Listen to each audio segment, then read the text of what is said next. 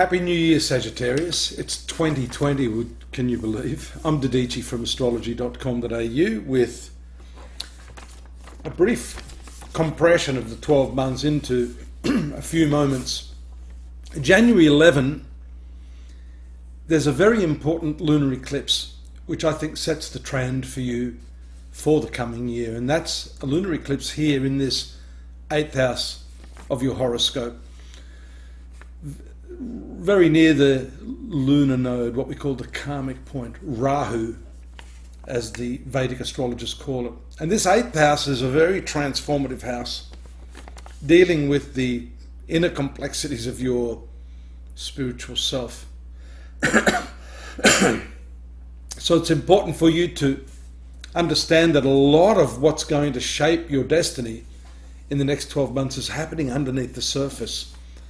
And if you're a superficial thinker, a lot of this stuff may be going on without you even being aware of it. You might be saying, well, what's Dadhichi talking about? What do you mean?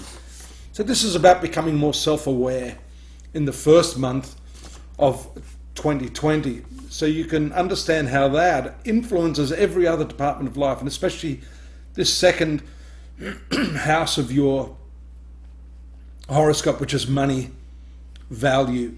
And we'll be talking about Saturn's transit a little later on that.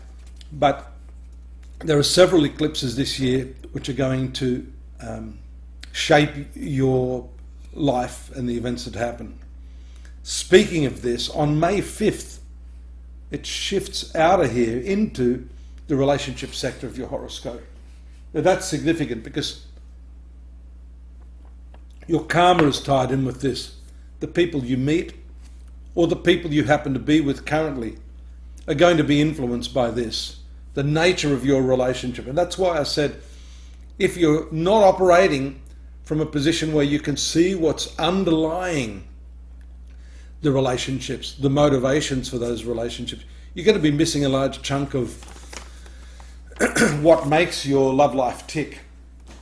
And so it's important that you develop that awareness, refine your awareness, and start looking a little deeper as to the motivation for why you and your partner may be doing what you do. Just prior to that, pardon me, this transit of Saturn out of this second house is going to be a temporary transit because it moves to your third house of thinking, a lot more serious style thinking, maybe to accompany this 8th house, Rahu. The transit takes place on March 22nd and then retrogrades back on July 4, back into this area. So you'll be taking that deliberation and deep, serious thinking quality here into this area of finance, value, materialism, what it is that you need to keep you materialistically whole. There are more eclipses coming, but wait, there's more. June 6th, the lunar eclipse in your sun sign is a very defining one for your identity and who you are and how you see yourself. And I think this releases a lot of energies. And because the moon rules this 8th house that we've been talking about, do you see the themes coming through now? Your thinking, the way you see things. Now your identity is called into question here. Very, very important that you look at yourself objectively. That means stepping outside and seeing yourself the way other people see you. Now, a good exercise, and I've said this to a lot of my clients and students, is take a video of yourself just hanging around, talking and doing stuff, and then forget that it's there. Play it back later. You might have a couple of hours of footage. And what you see will surprise you. It may even shock you. Then you start to genuinely see yourself in an objective light, the way other people see you. That's how you improve yourself. June 21, the eclipse in Cancer. Oh, you can't escape these areas, can you? So, the eclipse is going to throw up. This is a solar eclipse this time. The year started with the lunar eclipse here, then the solar eclipse, bringing up all of these latent emotions and karmas, what the Hindu astrologers call samskaras, those genetically embedded motivators, those unconscious parts of your being, will become less unconscious. This is probably the period of the year when, as I said, you've got to become deeper in your awareness of yourself, when that is likely to happen. Fast forward to November 30, another eclipse, but this time in the sign of Gemini. Still, you had the North Node moving here. Now the eclipse, which is always involving the nodes, your karma is very powerfully focalized here in the relationship sector on November 30. You're going to be working through a lot of stuff this year, Sagittarius, in terms of your relationships. Actually, your partner, that can be a business partner too, will themselves be working through a lot of their karma as well, because this points to not just your experience, but their experience. And of course, when you come together with someone, it necessarily means that you are in it together, that the lessons you have to learn are somehow tied in with the lessons that this person has to learn. And so that's the reason you come together.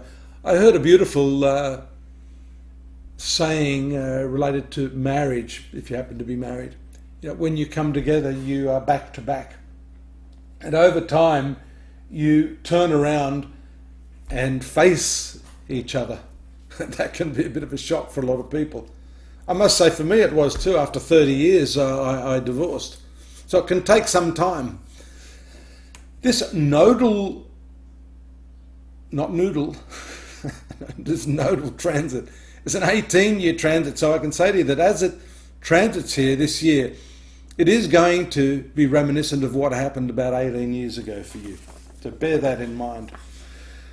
Now, December 15, a final solar eclipse. Yeah, you got it, back here in your zone of identity, personality, willpower. It's where the sun was at the time you're born. It may have greater or lesser impact depending on the degree at which that eclipse takes place, but generally all of you born in Sagittarius will be feeling the eclipse experience in your identity, the shaping of your identity, and the shaping of your relationships. The final two important transits I wanted to mention were those of Jupiter and Saturn. Saturn on the 17th, Jupiter on the 19th, finally transing out of this material sector into the third house of siblings, the mind, travels, communication, contract. All of these areas in the very latter part of 2020 are going to be activated by these important transits. And when Jupiter and Saturn jointly transit an area, you can rest assured that something significant is going to happen in that area of your life. I have composed 3,000 words on 2020 vision for Sagittarius at my website. If you'd like to fill in a lot of the gaps, you think, well, he sort of jumped around here.